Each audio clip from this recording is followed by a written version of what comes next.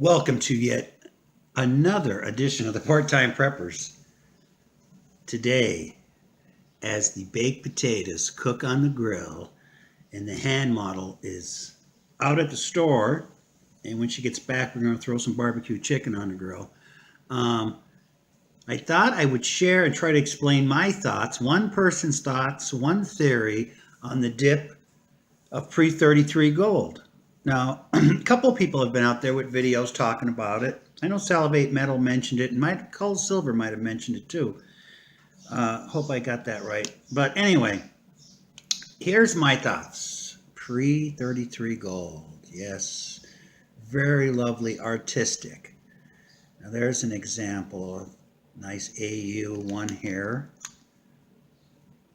How could the dip, how is that possible? Well, let me explain. Let's see if she'll sit on the Volkswagen for a while. Here's my thoughts. Now I'm going to go off topic.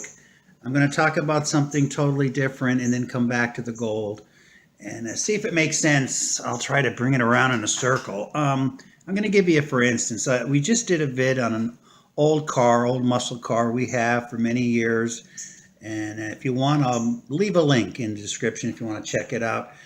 But I believe when people are in their teenage years and into their early 20s, they'll develop a kind of a, besides the opposite sex, but they'll develop a lust for something. When I was a child, I would watch the old muscle cars, although they were brand new then, back in 68, 69, rumbling up and down the street, and of course, developed a love for them. And like, oh, I can't wait to get one. When I'm going to save my money up. And boy, when I turned 18, 19 years old, with my father's help, we got one, which, I showed in the video there, our last video. And so you lusted after those type of things as a younger person. And when I get the money, I'm going to get me one of them. And when I was a kid, there wasn't, as far as coin collecting, and yes, I was a coin collector young, what would you lust after?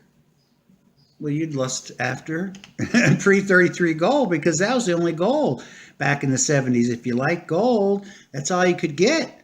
And so again, save your money. And I got my first gold coin my mother gave me as a 17-year-old for my birthday, 1911 Indian, 2.5 quarter. And anyway, so that is how you develop your lust for things. Now, nowadays, kids, as far as cars go, they're young and impressionable, and they're looking at older kids and adults driving their, 2010 Camaro. Oh, maybe they're driving a import Honda, fancy Honda, sports car, or a Nissan, or they might have a new Challenger, some Mopars that are nice. Even the Chargers, four-door Chargers are pretty nice looking, or trucks. So they're not looking back at the muscle cars. In fact, if you're driving around today, which in the last 2 days I did, I saw one gentleman in a nice, it had to be about a 59, 60 Corvette convertible, and he looked to be 10 years older than me. And I saw another guy yesterday driving a nice GTX. He had well over 50. So you don't really see the young kids now. So things reach their peak in value.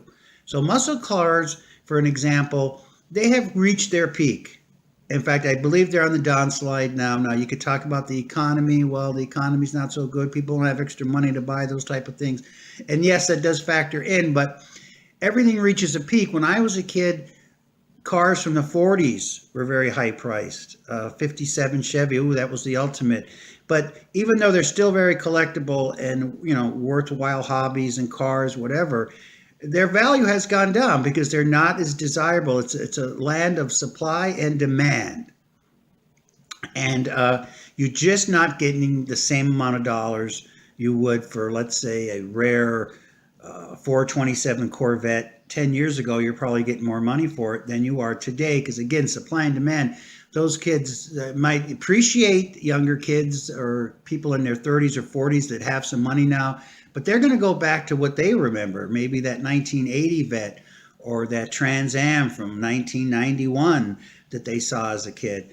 So there, you're going to go what you kind of lusted after when you were a teenager, and that's what you're going to collect for the most part. Now, don't get me wrong. I'm sure there's some 30-year-old out there just dying to buy a Model T, but there's a lot less of them. So hopefully that all made sense. So in today's world, now here's another pre-33 gold, very lovely coin, 1922. It's in the capsule. I don't know if you're going to be able to, oh, I love that design. There we go. Let's see the reverse there. 20 franc. Helvina, I believe she's called. Very lovely. Like the hair. But you're your young stacker who, if he's in the community, obviously he's exposed to these types of coins. But on the whole, your young stacker may want something like this that he lusted over when he was 15 and now he's 25 or he's 20 and he can afford something like this because he's been exposed to this type of gold coin more than the pre-33. So this is always going to be worth its weight in gold. Don't worry about that. And I think gold is going to be very valuable for a very long time, at least as far as I'm around. And you too, probably. But the young collector may want something like this because this is what they're exposed to. I don't know if this one's going to show up too good. This nice little maple leaf. Let's see. The queen's being stubborn. It's too small and the lighting's not good here. So that's just my thoughts on the dip in pre-33 gold. Of course, higher graded coins and rarer coins are always going to have a big premium because, again, the law of supply and demand. But your basic generic, which used to have a little bit of a premium, actually this coin we got for, I'm trying to think, I want to say like $20 over spot, which some years ago it would be, $40, maybe $50 over spot. It was a good deal at the local coin dealer, but that's just an example of my thoughts of the dip.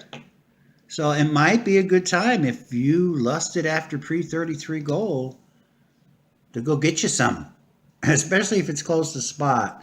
So that's just my thoughts on the dip of pre-33. That's all I have to offer tonight. And I got to check the baked potatoes because we don't want burnt baked potatoes. The ham mama will not be happy. She left me in charge of that. So you take care until the next time. Be good and keep on stacking.